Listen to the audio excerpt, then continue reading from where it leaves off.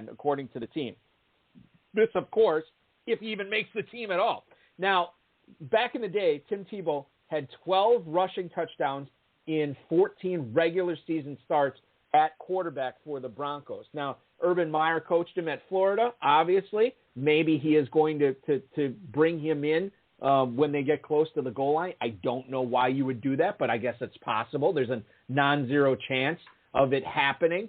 Tebow may not, like I said, may not even make the roster. Chris Manhertz is the only other competition for tight end right now in the Jaguars room that could keep him off the roster. And Farrell, I keep seeing people drafting Tim Tebow as a tight end in FFPC leagues and Football Guys leagues late. Now, far be it for me to say it's a stupid pick. Anything after the 10th round, quite frankly, do what you want. I don't care. I don't think anything after the 10th round is bad.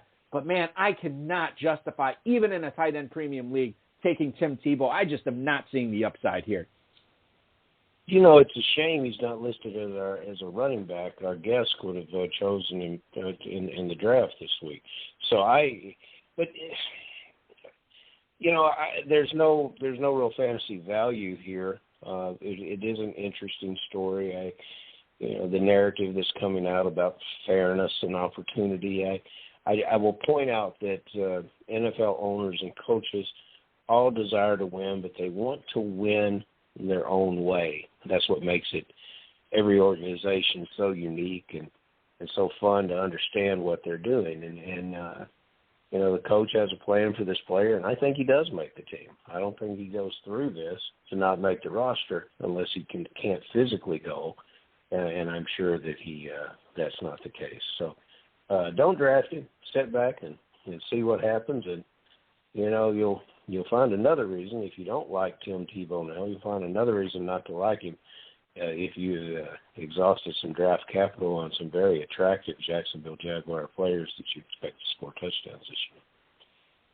I have a feeling, I have a sneaking suspicion this is not going to be the last time we bring up Tim Tebow on this program this summer. Much more to come if you like Tim Tebow, or even if you don't. We're still going to bring him up probably again before the start of the season. All right, we have to bring up our guest tonight. I want to welcome him in right now, ladies and gentlemen.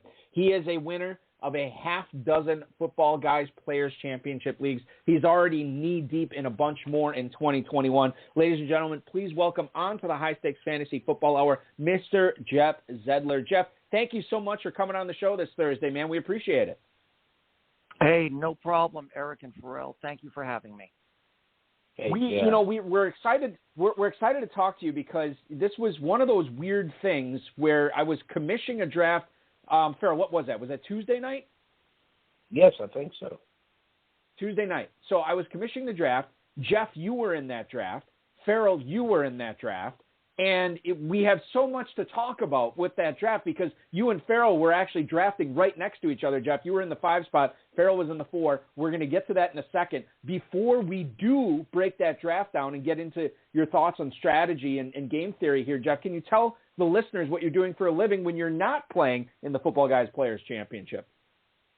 Well, Eric, I'm sorry that you asked me to send a picture of myself. I can just tell you that I'm extremely good looking and about 35. Yep. Okay, for starters. It's like it's a young Brad Pitt out there. Right, Pharrell. Eric, I do two things. I'm a science fiction writer. I had a lot of success in the late 90s in L.A. selling spec scripts that were kind of, sci-fi, supernatural, with a lot of different mixed elements that you couldn't tell what reality was, and I still do that. And then I run a small transcription translation service called transcriptionstudio.com. So I bounce back and forth between those two things.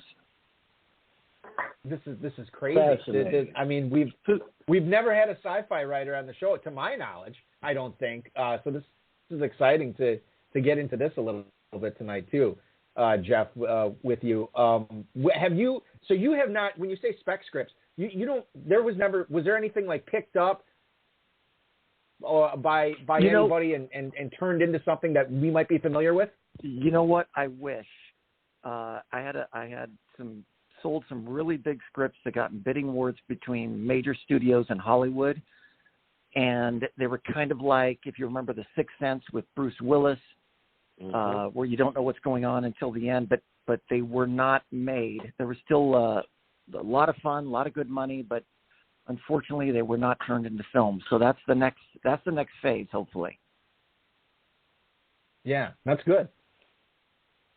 Very good. We're going to have to upgrade you. Did you have an agent pushing these scripts for you? Yes. Her name was Lee Keel at the Gersh Agency. Oh, yeah. And she was great. She was great. You were lined up in the right place, so they could still, you're in turnaround, but you could still, we could still see these one of these days. Is there a market? Absolutely. Right now with what's going on? Is there a huge market for this genre right now? I think there is, but it shifted, of course, to alternate channels and cable, and the market has completely changed. Back then, they were spending a lot of money on ideas and scripts. I mean, $300,000, $400,000, $500,000 for story ideas and scripts. They're not doing that anymore. But yes, there still is a market. It's just diversified over many more, channels and opportunities. I love it. Well, Hey, Jeff, I promise. Listen, to all the listeners, we will get into fantasy football, but I do want to. There's a question from the chat room right now. Dave the Dizzle Gerzak wants me to ask you about triathlons, Jeff. What can you tell me about your participation in triathlons? Well, yes, I was a triathlete and did very well, and I ran under a 6-minute mile up until about 4 or 5 years ago, and I won several medals in sprint and Olympic triathlons, throughout Southern California. Anybody listening, you can do it. You look up sprint triathlon, and it's shorter than you think. So, yeah, thank you for asking, and I forgot to tell you that, Eric. But, yeah, it is the best. I recommend everybody try it. Do you still do my, them, Jeff, at all? I don't, because running became a little bit too painful. The doctors told me I kind of hit like a vehicle, like an upper limit with my odometer. I still bike and swim. Uh-huh. My beautiful daughter, Veronica, she also competed with me in some of these triathlons, and I think it's great to do with your kids or family members. It's just you feel so great when you get finished.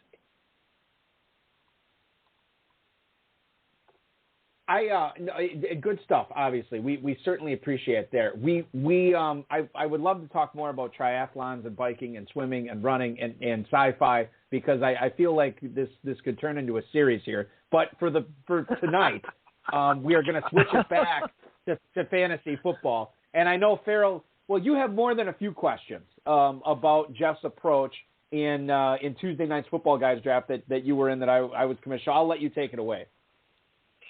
Yeah, Jeff, I loved it. I actually was. I've been drafting a lot of the slow drafts. This is one of the live drafts that I did, and one of the reasons I don't do a lot of live drafts is get very distracted. Phone calls. I thought this was late enough at night. It wasn't.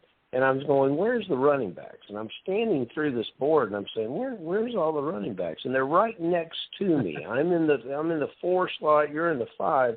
I can't see the proverbial forest for the trees. The guy next to me is drafting all the running backs. So, so just so the listeners know, Balky, do you want to go over the first 8 picks Jeff did in this draft? Yeah, and then we'll get into that. I want to get – yeah, I have it right here, and then we're going to talk about Jeff will tell us the strategy here and how game theory played a role in this. So Jeff was at the 5 spot. He took Saquon Barkley. These are 8 running backs to start off. Saquon Barkley in the 1st, Aaron Jones in the 2nd, J.K. Dobbins in the 3rd, Myles Gaskin in the 4th, Kareem Hunt in the 5th round, followed by Chase Edmonds in the 6th, and then Melvin Gordon goes to Jeff in the 7th. He finished the running back run for his team with Raheem Mostert in the 8th round. So that's basically what it was. So Jeff, let's get into this here, because I think you have a very interesting take on why you did this and why you think it was beneficial. Yeah, I think, Eric and Pharrell, and I'll tell you, I'm glad you were next to me, Pharrell, because now that I look back, I really enjoyed denying you those running backs. But you did get James Robinson in the 5th. I walk in, Eric, with an assumption, which is it being May, predictability is extremely low. And you've been the commissioner on a number of drafts, and basically you see the same people go in the same slot. And when we're drafting in May, we're all in the same boat. But what I'm trying to do is, when I draft the running backs like I did, I didn't intend to do this, but I know half of them at least will not work out. Injuries, low-performing expectations, all that. So I'm basically trying to increase the predictability and leave myself with only one weakness in each draft. So of these 8, maybe 3 will work out. But I like to dictate and dominate. I don't like balance, because I'm going to be cutting 10 of the guys that I drafted. Team, really, I'm only going to have to focus on wide receiver. If I can find one golden wide receiver, I'm going to be trouble. And I'm aiming for the big money. Yes, I have to get past my league. But if I'm going to get into the big money, I have to have a different roster makeup than everybody else. You know where I'm coming from? I hear exactly what you're doing, and I thought you would, at some point, you would eventually quit putting green on the board, and you did that in the 9th round. This is where I was expecting the wide receivers, because you got to start 2 of them, and we are very, very deep at wide receiver this year, but it's a situation where once you get to the 9th round, it's a mix of talent, a plug and play, an understanding of defenses. You don't take a wide receiver. You quit drafting running backs momentarily, or I guess no, for the entire draft at the 8th round. But you didn't add your wide receiver until the 14th round. You added 2 quarterbacks. I only ever draft 1. You added 2. Later on, you were to take a 3rd one. You took 1 tight end, Gesicki, a guy I'm not very high on, but I don't think that's important to talk about. You took 2 defenses in this format, Rams and Pittsburgh, very good defenses. Both of them are going to play great throughout the entire year. But I don't know in the rules situation, with the points and how they break down in the FFPC, if that's going to service you for 2, especially taking them this high. Now, you've won multiple leagues, and all I can say is that I've played in multiple leagues. So you've got the answers to these questions. But Cole Beasley, who I love as a player, your first receiver in the 14th round. Jamison Crowder, who's likely to move on from the Jets and probably find a safe and soft landing spot for you. I like that. Josh Reynolds, who is he catches 50 balls at Tennessee. That'll be a big accomplishment. And A.J. Green, who's gone to early retirement in Arizona. So I'm curious why you didn't go receiver earlier. That's where I don't line up with what you're doing here. Because, Pharrell, people expected me to. And I'm trying to dictate from strength. To me, the position, Mike Gesicki and Raheem Mostert don't know they're on my fantasy team, okay? Or anybody else's. We're all playing within a closed system, and there's nothing outside of that system. We're all using the same cards. And so with the defenses, it's if I hit with one, then it'll be great. I can hit with the defense or I can hit with the wide receiver. At that point, I already know I'm too late in the game in wide receiver, which as I'm drafting, at that point I intend to do. Now, I was hoping actually for Kelsey to fall to me began. But you know, yes, normally I would agree with you, just take one defense.